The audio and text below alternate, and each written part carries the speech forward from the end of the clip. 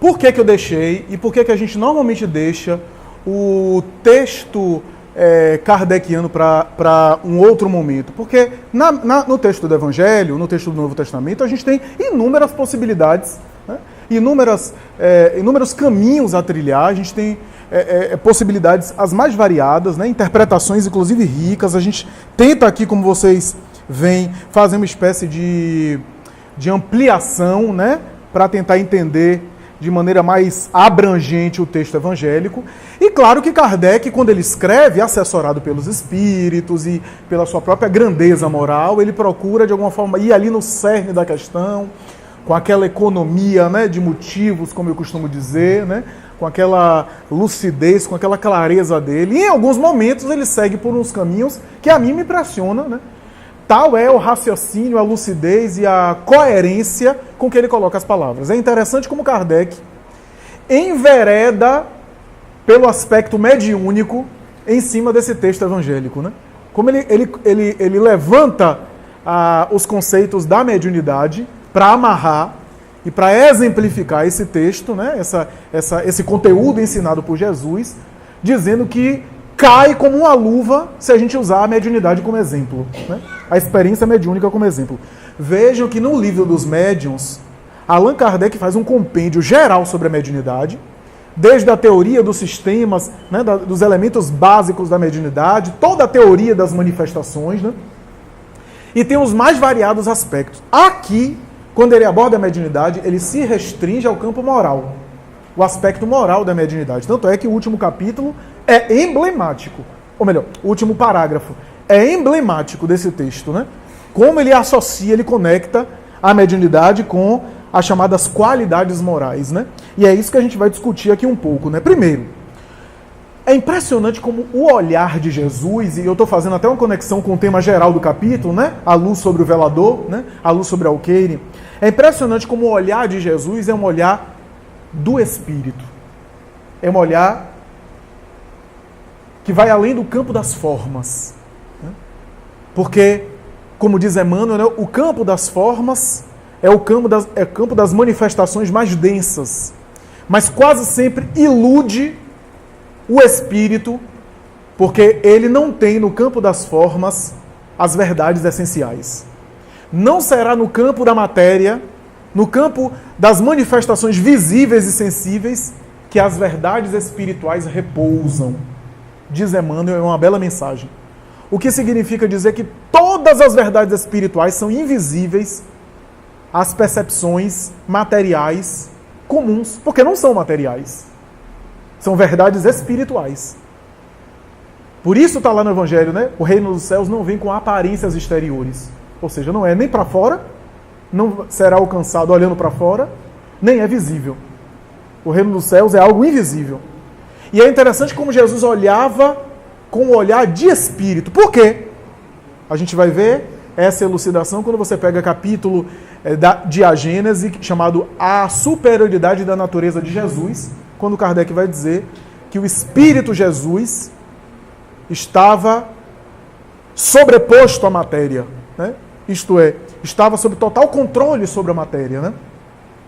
Não sofria a influência da matéria como nós sofremos, porque ele estava totalmente transcendente à matéria. Só mantinha laço com a matéria para interagir com o ser humano. Só mantinha o vínculo com a matéria para que a matéria fosse intermediário a fim de entrar em contato com as criaturas. Mas não se vinculava e sofria os arrastamentos, os apelos da matéria, né? O espírito, de um modo geral, ele mergulha no mundo material, como diz Pastorino em uma obra não muito conhecida, mas muito boa, chamada Impermanência e Imortalidade. Aliás, estou falando de uma obra psicográfica, tá?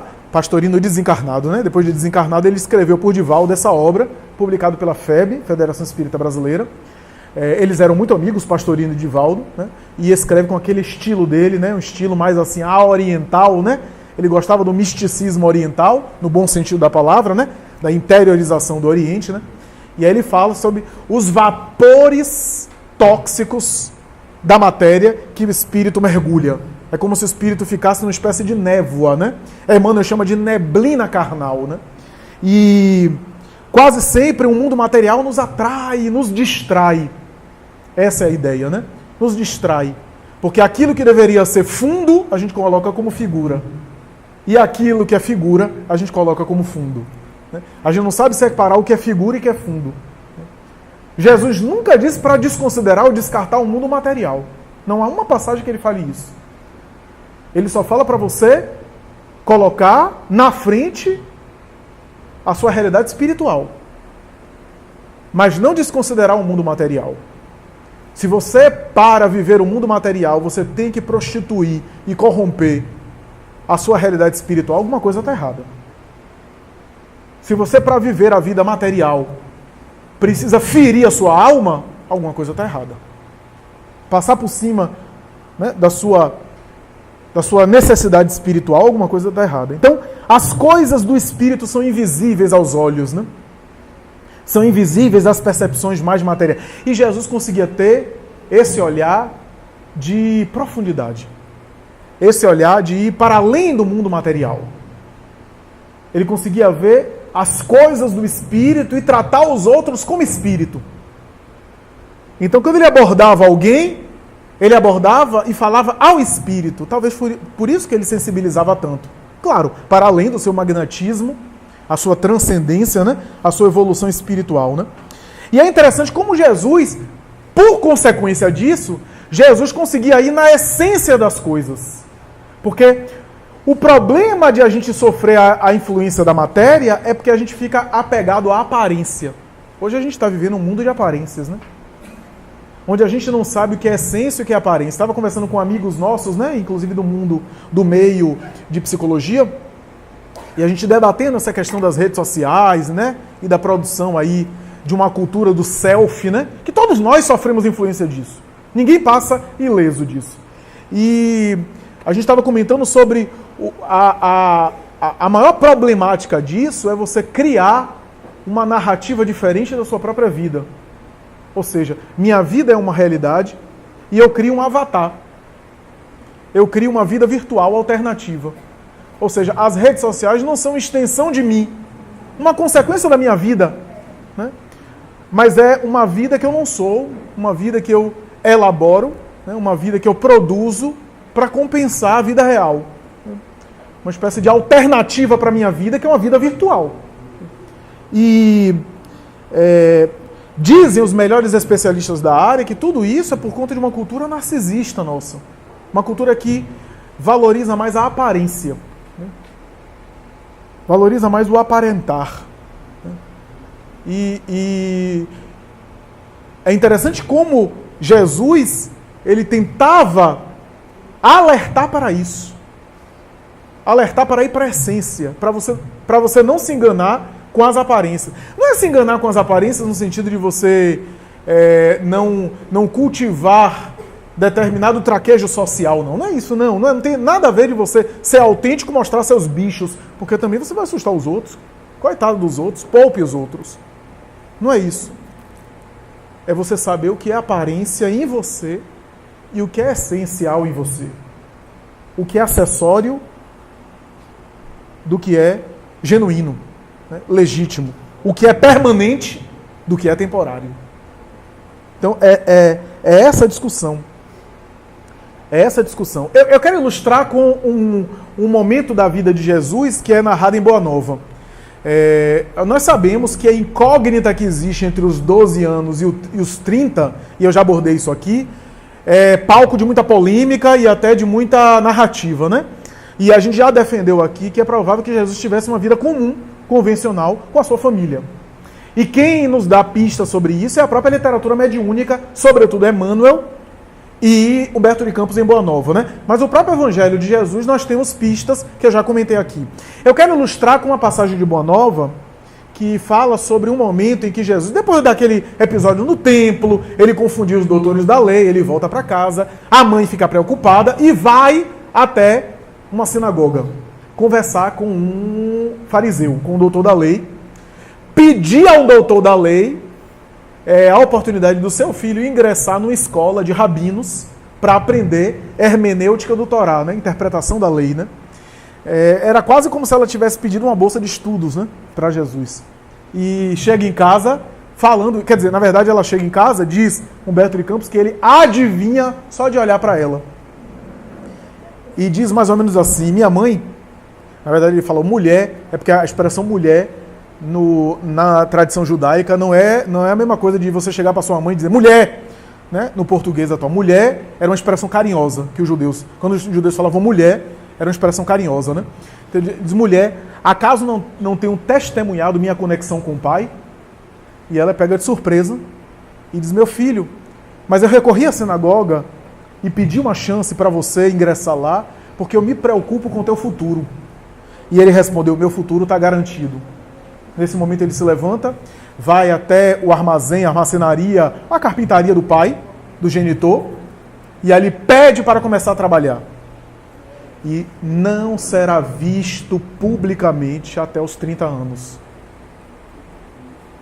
Trabalhará ali com o pai, na carpintaria, tendo uma vida ali doméstica, na vida no seio familiar. Eu de vez em quando reflito sobre isso. Nós que temos uma cultura tanto de assim otimizar as coisas, né? Aos meus olhos e aos olhos das pessoas mais imediatas, né? E grupo que eu me incluo, não seria um desperdício o governador espiritual da terra passou a maior parte da vida dele numa carpintaria. Eu não sei se tá dando para entender assim a magnitude da lição. A maior parte da vida de Jesus, o construtor do planeta, em nome do Criador, o co-criador com Deus, o espírito mais puro que esteve no orbe, passou a maior parte dos seus anos trabalhando com o pai em uma carpintaria para fazer utensílios materiais. Tem várias lições aí. A primeira lição é a convivência com a família, é claro. O exemplo de que, primeiro, a convivência com os meus. Ninguém demonstrará um amor espiritual para com a humanidade se não vencer primeiro os desafios mais próximos. Amar ao próximo. E o próximo é aquele que está próximo. Mas também tem outras lições. Aos 30 anos, ele sai e depois daquele tempo todo, a primeira vez que ele aparece publicamente é numa festa de casamento, nas bodas de Caná. E aí ele começa a sua vida pública, a sua messianada. Detalhe, 30 anos na época de Jesus, já estava fora de se casar. Já não podia se casar. Não dava mais para casar. As pessoas se casavam muito novas, até porque a expectativa de vida era baixa. 30 anos já estava fora desse negócio de casamento. A tradição oriental é o seguinte, o filho que não casa, fica em casa cuidando dos pais. E dando conta para a subsistência ali material. O pai era muito mais idoso do que a mãe. Provavelmente, ele também estava consolidando ali um certo conforto, isso é, uma certa estrutura, uma certa segurança para a mãe se manter, materialmente falando. Com 30 anos já era uma idade razoavelmente avançada para casamento e para outras coisas, e ali ele começa o seu messianato. Uma das coisas que mais me chama a atenção é o seguinte, como é que o governador espiritual do planeta perde no meu olhar material, que não é perder, né? Utiliza boa parte do seu tempo na sua vida física assim.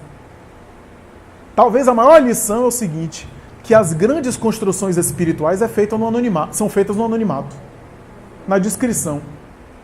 Que não há necessidade de uma vida em evidência, em destaque, para você crescer espiritualmente.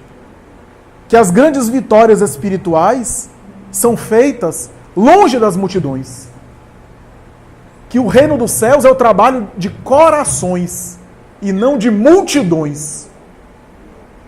Que a gente trabalha corações e não nações. Eu sempre digo isso, né? Se fosse para começar pela sociedade, Jesus começava. Ele começou pelo sujeito, pelo indivíduo. E aí Kardec no texto diz assim, especialmente, a mensagem dele era para todos, mas especialmente a luz que ele direcionava era para os cegos dóceis, ou seja, aqueles que, ainda que estavam na ignorância, cegos, tem a ver com a ignorância intelectual, de conhecimento. Cegos dóceis, ou seja, estavam ignorantes, mas estavam abertos em docilidade para ensinamento, e os pobres deserdados, ou seja, desprovidos de demandas materiais, ou carentes, inclusive, materialmente, porque esses eram mais acessíveis pelos sofrimentos materiais. Então, esses dois públicos, né, especialmente, a mensagem tinha mais ressonância. E aí Kardec vai dizer, não é isso que ocorre com a mediunidade? A mediunidade é uma luz que não vem para os iluminados. Quem está iluminado nem precisa de mediunidade.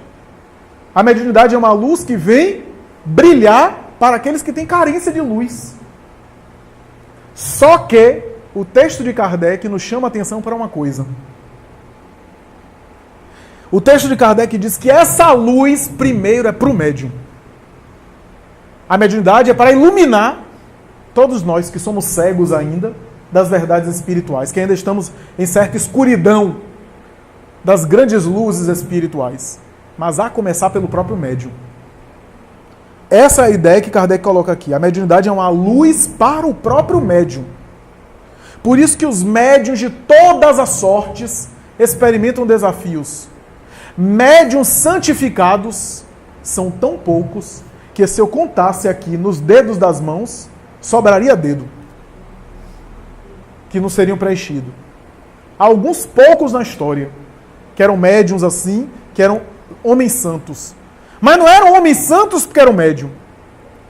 Eram espíritos santificados que santificavam a sua mediunidade. Kardec coloca isso, né? Como ele disse no Livro dos Médiuns, é uma faculdade, como toda faculdade humana, uma faculdade à semelhança da inteligência ou de uma aptidão artística, que não é nem boa nem má, vai ser boa ou má, depender do uso que se lhe direcione.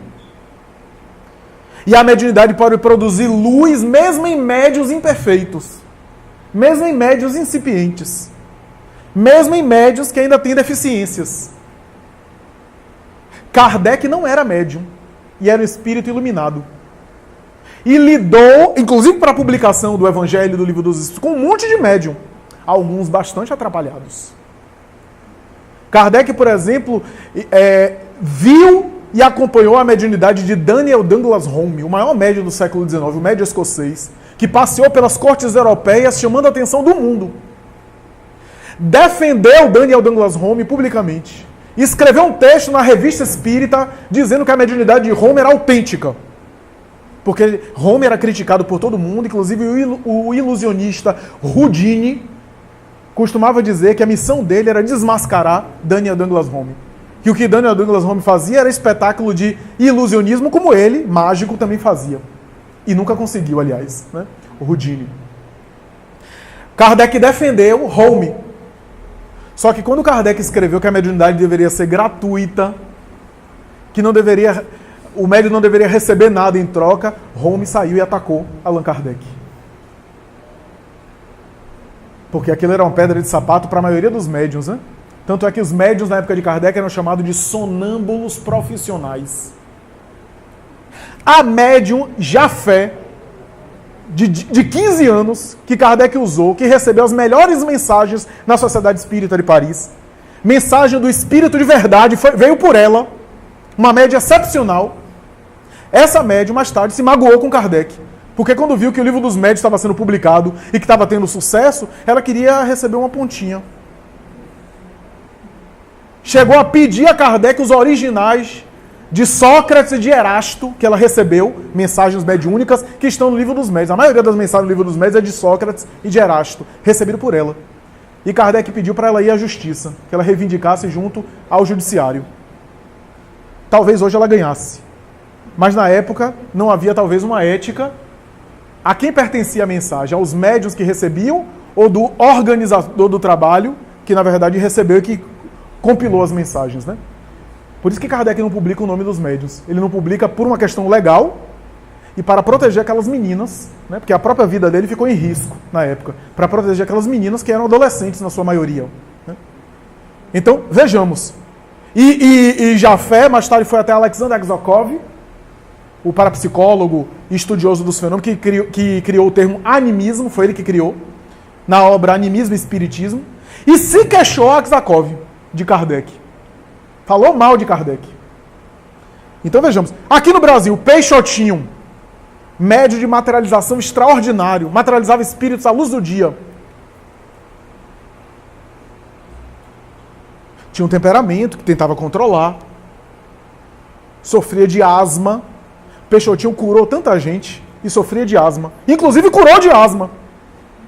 Ele costumava dizer a Chico Xavier: Chico, quando as pessoas me pedem por carta, dizendo que quer algum receituário, eu mando por carta e digo na carta: não venha me visitar não. Porque quando a pessoa chega de asma para me visitar, para receber um receituário de Dr. Bezerra de Menezes, por exemplo, e me vê asmático, a pessoa até fica sem acreditar muito. Porque em outra encarnação ele foi um corsário, um pirata desses de navio, que ao conseguir capturar os seus inimigos, ele prendia a pessoa no próprio navio, costurando a pessoa em cima de couro de boi. A pessoa ia morrendo e arrebentando as estruturas interiores e ia morrendo asfixiada. Ele voltou com asma, com problemas sérios. Ele contou certa vez a Divaldo, e Divaldo comentou isso. Divaldo disse o seguinte, que certa vez, visitando o Peixotinho comentou dizendo que a asma começou a evoluir, ele foi no médico, o médico passou alguns medicamentos para asma, ele começou a tomar, mas aí atacou o estômago e teve uma úlcera. E aí, ele foi no médico de novo, o médico não sei o que é que fazer, porque ou você morre da asma, ou você morre da úlcera do estômago. Porque toma remédio para asma e fica mal do estômago. Imagine isso. E aí Sheila apareceu a ele e disse assim: diga a ele que você vai tratar, você prefere tratar da úlcera. E começou a tratar da úlcera. A asma pareceu desaparecer. Ele passou um tempo sem crises asmáticas. Quando ficou bom, ele disse: agora eu estou bom. Começou a ter crise de novo de asma. Porque era o desafio do médium. Chico, quanta gente Chico curou, né? E era bastante limitado em termos de saúde orgânica. Tomava dezenas de medicamentos, de comprimidos, por conta da sua limitação de saúde. Porque os médiuns têm seus desafios. Não há privilégio. Aliás, há um acréscimo de responsabilidade, né? Porque se a luz que está no velador oculta, debaixo do velador, é colocado na mesa, a mediunidade é essa luz. O médium tem acesso a essa luz mais do que aqueles que não são médiums. O médium tem a apropriação maior da realidade espiritual do que aquele que não tem. Porque ele percebe os espíritos. Certa vez uma médium nossa em sessão mediúnica, ela recebeu uma escrita, e ela durante a escrita, porque ela tinha muito conflito com a mediunidade, vivia duvidando, será que eu sou médium, se eu não sou? E o espírito escreveu, era um espírito que ela não imaginava, e ela disse, durante a psicografia, ela disse: eu não acredito. E o espírito disse: acredite, escreveu. Quer dizer, ia de encontro, porque não era uma coisa do inconsciente dela. Então vejamos. O médium tem mais elementos palpáveis em relação ao mundo espiritual, porque está confabulando mais diretamente, né, em relação aos espíritos. Mediunidade não confere nem grandeza moral, nem miséria moral também. Né? É um recurso que alguns espíritos têm na Terra para desenvolver determinada tarefa, para ampliar o seu raio de ação e, às vezes, para progredir, mais especificamente, para avançar mais, por meio da tarefa mediúnica, né?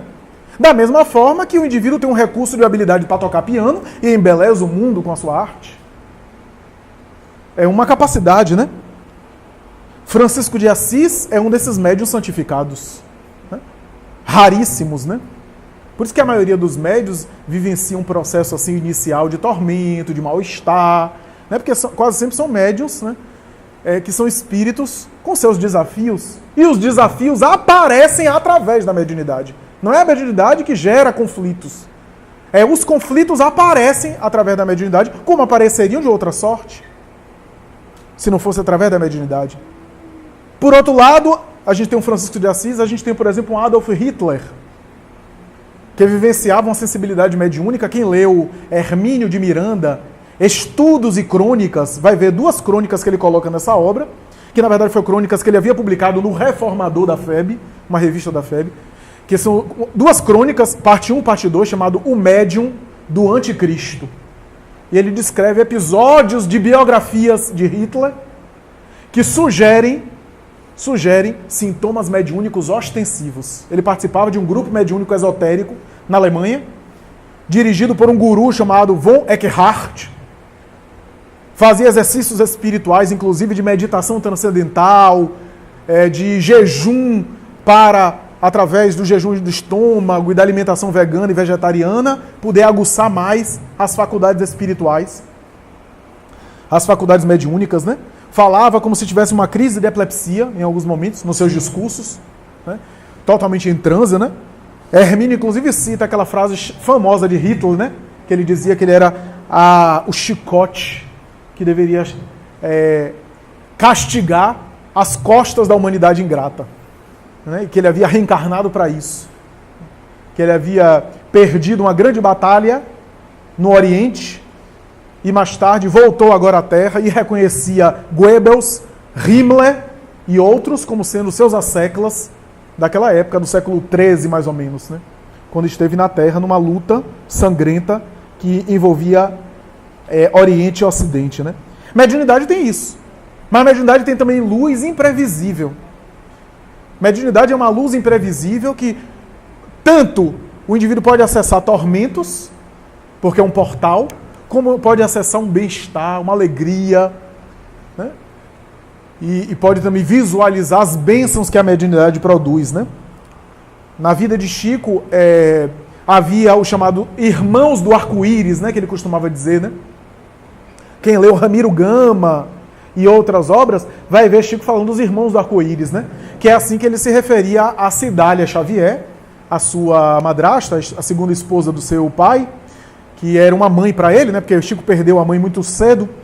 E ele dizia a Cidália, né, que via os espíritos, né, com faces, com vestimentas coloridas, né? Por isso que ele chamava os Irmãos do Arco-Íris. E ele costumava dizer, Cidália, eu às vezes vejo, inclusive algumas pessoas que viveram aqui em Pedro Leopoldo, que faleceram, que me aparecem acenando, e eu os chamo de Irmãos do Arco-Íris, né?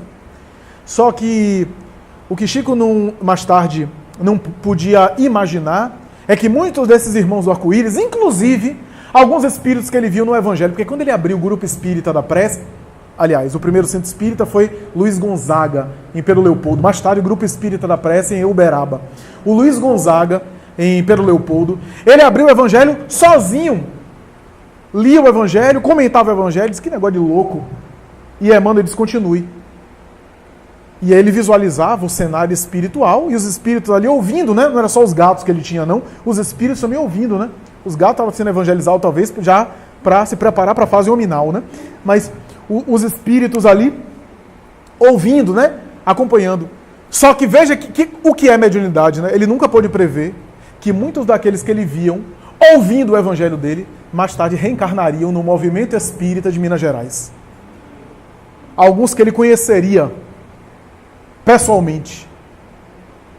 Martins Peralva, Arnaldo Rocha, Clóvis Tavares e tantos outros que faziam parte dessa família espiritual cujo líder era Eurípides Bassanufo. Então, a gente nunca sabe, né? É o que Kardec está falando, é o uso dos talentos, né? O uso dos talentos a gente nunca sabe o que é que vai dar. Já pensou Deus condenar alguém porque usa mal um talento? Nem no direito penal. Porque no direito penal ninguém vai para a cadeia porque tem a tendência para matar. Né? Não, vou prender ele porque ele tem tendência para matar. Né? Ou que ele pensou em matar alguém. Ninguém é preso porque pensou em matar alguém. O direito penal se preocupa com o crime a posteriori. Então o indivíduo matou, agora ele é penalizado. Então, da mesma forma, o indivíduo tem a possibilidade de uso da faculdade, ele não pode ser privado ou condenado antes de usá-la. E por que Deus confere faculdades, inclusive mediunidades, a pessoas que têm tendências incapazes? Justamente porque eles têm tendências incapazes. Para que eles possam desenvolver as suas capacidades na experiência. Então, aquele que usa mal o poder, ele pode até voltar, como a gente vê na literatura mediúnica, experiências dolorosas que ele volta em expiação, mas mais cedo ou mais tarde ele vai ter que voltar ao poder. Não sei se para felicidade ou infelicidade nossa, né? Então todos aqueles políticos E todas aquelas pessoas do poder que você lembra que não foram muito bem, vão voltar. E um dia vão estar no poder de novo. Porque a gente tem que passar pela experiência. A gente tem que recomeçar para saber se agora a gente lida bem. Então, é o uso dos talentos. E por fim, a frase emblemática de Kardec, né? O bom médium não é aquele que se comunica facilmente, mas é aquele que é simpático aos espíritos bons. Eu acho uma das frases mais emblemáticas sobre mediunidade na codificação. Porque o que Kardec quer dizer é que o mais importante não é ter uma mediunidade ostensiva. Não é você ser sonambúlico. Não é você ter uma psicografia mecânica. Essas faculdades com uma intensidade maior podem ser recursos, sim, claro. Podem ser recursos que demonstram independência maior do espírito sobre o médium interfere menos, mas não é o mais essencial. Porque eu posso ser um psicógrafo mecânico e ser veículo da perturbação. Eu posso ser um médium inconsciente, eu perco a consciência, inconsciente entre aspas, sonambúlico. O espírito pode até mudar de tom de voz, mudar de linguagem, falar em outro idioma estrangeiro. Mas qual o tipo de mensagem que eu passo? O bom médium é aquele que é simpático, ou seja, fluidicamente ele está conectado com os benfeitores da vida maior. Sabe por quê? Porque nesse caso, mesmo quando ele recebe os sofredores, porque a mediunidade também é exercida para atender os espíritos em sofrimento, essencialmente, especialmente aos espíritos em sofrimento, mesmo quando ele é enfermeiro dos espíritos sofredores, ele está sob a supervisão do seu guia, dos benfeitores da vida maior, porque ele está sempre simpático aos espíritos bons. Então, essa é, talvez, a essência desse texto que fala, porque a mediunidade é uma luz, que não deve ficar por debaixo do velador, debaixo do alqueire. É uma luz, como diz o profeta Joel lá no Antigo Testamento, que nos dias do Senhor, Deus derramará o Espírito sobre toda a carne. Esse Espírito sobre a carne é a mediunidade. Está lá no profeta Joel, né? Positiva e empírica. Alguns textos utilizam essa expressão. Mediunidade positiva, empírica. Positiva aqui não é positiva de legal, não. É positiva de positivismo. Ou seja, como a gente tem positivismo é o quê? Aquilo que é verificável, né? Que é experimentalmente visível, né? Daí, na psiquiatria, tem os chamados sintomas positivos e sintomas negativos, né? Os sintomas negativos são sintomas internos, né? Por exemplo, da esquizofrenia, as coisas que passam pela cabeça do paciente. E quais são os sintomas positivos? São aqueles que aparecem. As alucinações, o comportamento, os delírios que aparecem no discurso do paciente, né? São os visíveis. Então, mediunidade positiva é aquela... alguns autores utilizam essa nomenclatura. Positiva no sentido de ostensiva, no sentido de que aparece, porque toda mediunidade ostensiva externaliza mais do que uma intuição, por exemplo, né? Do que uma sensibilidade assim sutil que eu tenha, que também é mediunidade, mas não é uma mediunidade ostensiva, né? E empírica quase sempre diz respeito à produção de fenômenos de ordem material, de efeitos materiais, né? Tem, Kardec vai... Ela perguntou mediunidade poética, mediunidade de poesia. Kardec vai, inclusive, dizer que esse é um gênero da psicografia, especialmente da psicofonia. Mediunidade de poesia diz respeito à capacidade de alguns médiuns de receber, especialmente, psicografia de poesia, né? Que os poetas desencarnados encontram facilidade naquele médium para escrever. Porque tem isso também, né? O médium ser mais afim com determinado tipo de espírito ou de tema, né? De tema. Porque um médium como Chico Xavier, que tinha essa flexibilidade de receber tudo que é coisa, de mudar até a caligrafia, ser reconhecido em cartório do filho de uma mãe que desencarnou, não é geral essa mediunidade, né? É uma mediunidade mais rara, né?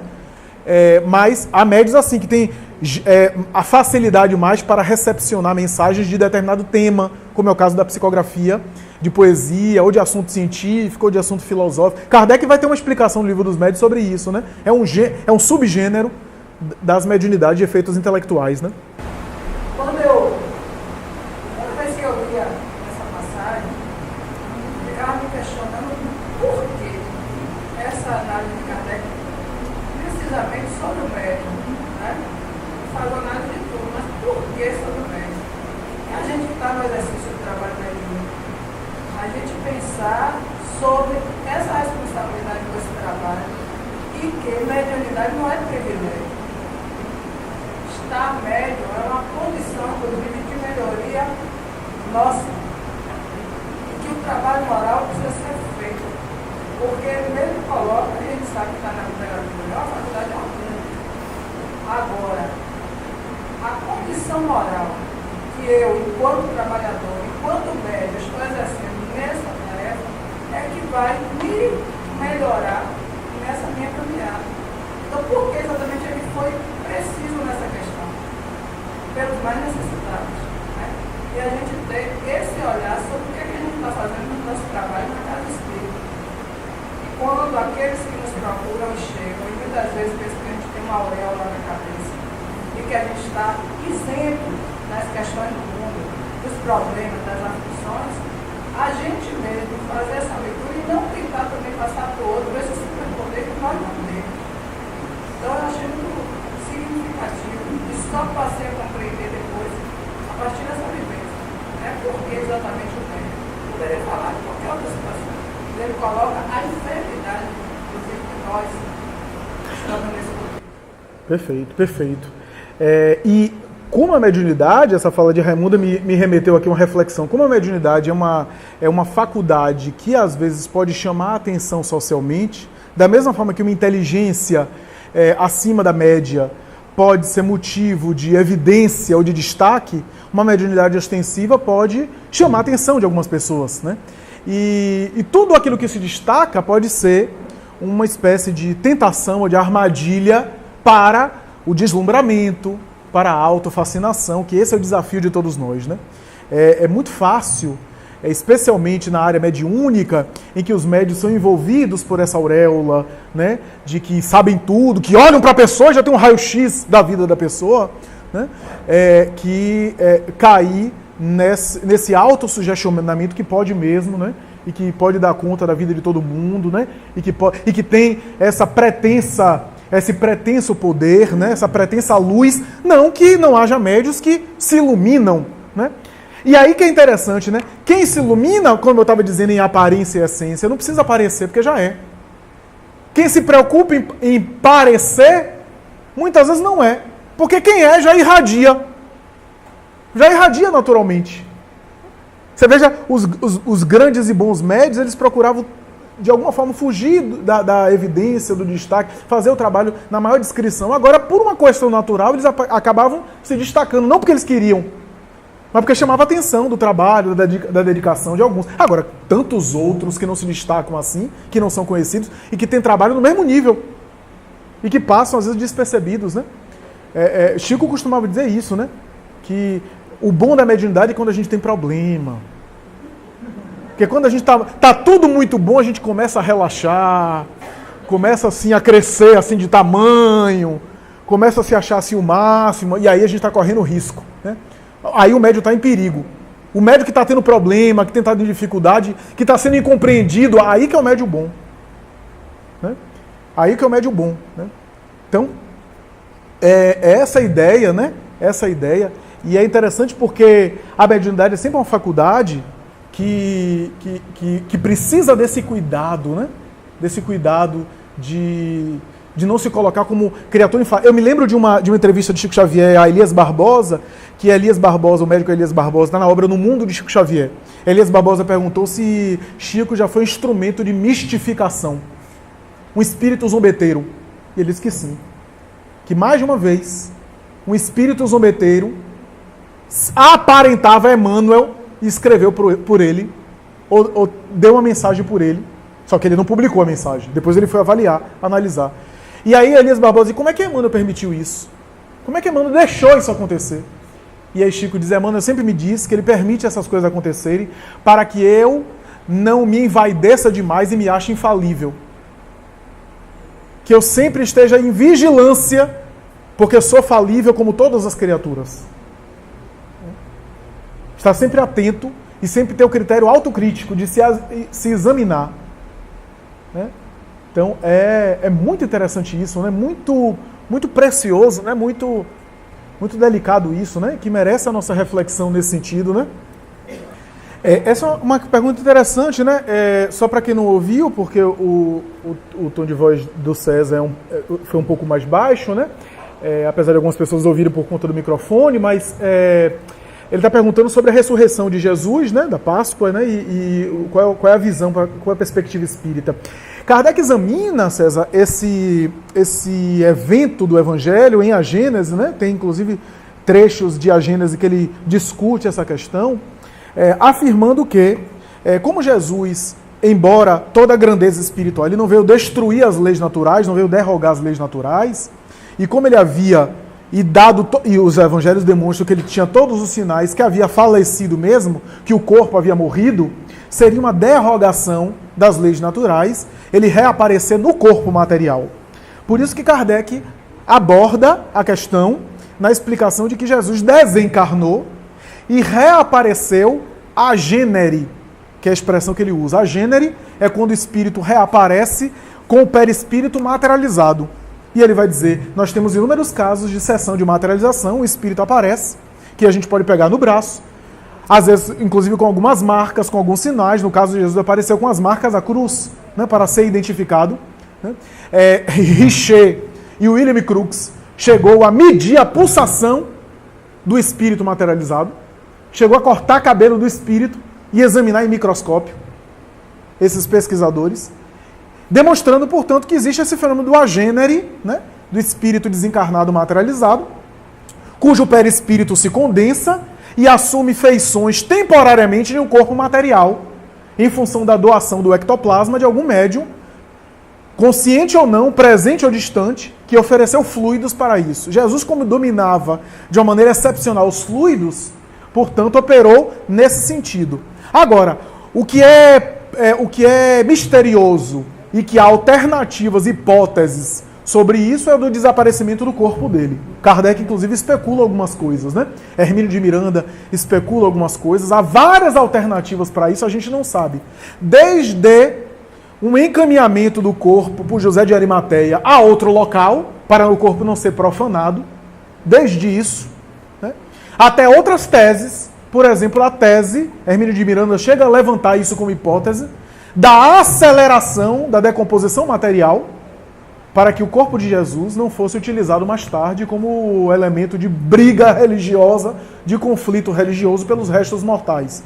Se uma Santa Clara ou uma Santa Brígida de Montefalco, que às vezes conservaram o cadáver durante anos sem decompor por um fenômeno mediúnico de efeito material, né, dando mostras na Igreja Católica que aquele era um fenômeno, porque conservou sem a decomposição durante anos, né, demonstrando ali, era uma prova material para a fé católica, né, por que não o contrário não poderia ocorrer? A aceleração da decomposição através da aceleração das micropartículas. Essa é uma hipótese. Mas há outras hipóteses aí do desaparecimento do corpo do Cristo, do corpo de Jesus, né? Mas sem dúvida nenhuma, e Kardec vai dizer, se a gente for ler o Evangelho, a gente percebe que o Jesus depois da cruz é um Jesus diferente antes da cruz. Porque o Jesus antes da cruz dá todo o sinal de alguém num corpo físico, que estava aqui, apesar de todos os fenômenos dele, que ele operava, que era visível, que parava para descansar. O Jesus após a cruz aparecia, rompia, depois desaparecia, aparecia em outro lugar. Daqui a pouco os peregrinos de Emaús estão andando, aparece ele. Daqui a pouco no cenáculo os discípulos estão conversando, ele aparece de uma hora para outra. Daqui a pouco ele aparece numa mesa e abençoa o pão e parte o pão, dando demonstrações que não era um ser material, um ser físico, diz Kardec, mas um ser fluídico que transitava no mundo invisível, que materializava-se ocasionalmente, periodicamente, né? Então é essa a ideia. Mas a lição da Páscoa que fica para a gente é o seguinte: se não houvesse crucificação, não haveria ressurreição. E a ressurreição, como diz o apóstolo Paulo, é a maior notícia do Evangelho. Porque é a notícia de que ninguém morre. É a notícia da sobrevivência. E ele queria testificar em pessoa que continuava vivo e que nos esperaria. Isso, exatamente. É a lição da imortalidade. Ele reapareceu para demonstrar isso, né? A imortalidade. Entre outras lições, né? Porque é a lição também do perdão, né? Depois de todas as traições e depois de todos os abandonos, né? Inclusive dos seus mais próximos, né? As maiores dores são daqueles que estão mais próximos da gente, né? É a lição dos discípulos que o abandonaram, né? No momento final, né? Com exceção de João Evangelista, né? Ele volta e dá a lição de que permanecia ali, né? Que ia avisar todo mundo, né? E que a lição da ressurreição também é de convivência, né? Não é apenas de um perdão que dá, mas um perdão que continua convivendo, que é mais difícil ainda, né? Mais fácil perdoar e ir embora. Difícil é perdoar e continuar convivendo, né? E continuar tolerando.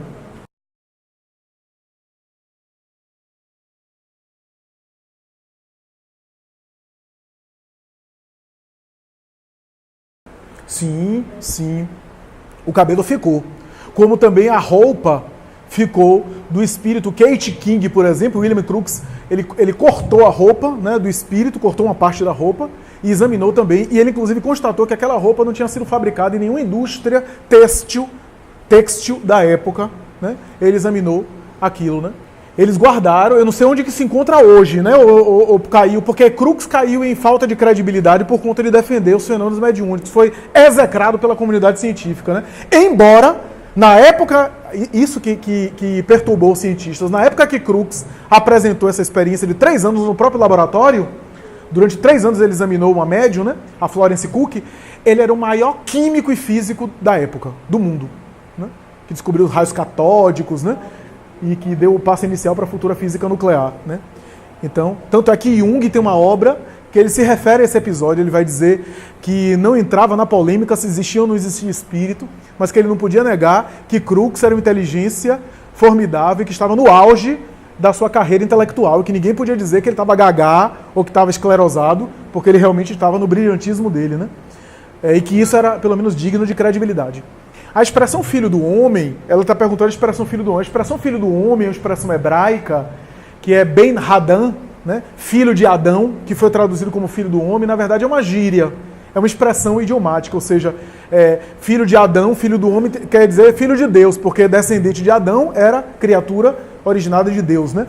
Mas há também uma interpretação simbólica, mística, gnóstica, que diz que quando Jesus fala sobre os filhos de mulher e filhos de homem, né? Os nascidos de mulher e os nascidos de homem, né? E há uma interpretação que José Raul Teixeira costuma dar, que ele vai dizer o seguinte, que os filhos de mulher são aqueles espíritos sujeitos à reencarnação. São os espíritos que precisam nascer de mulher e voltar.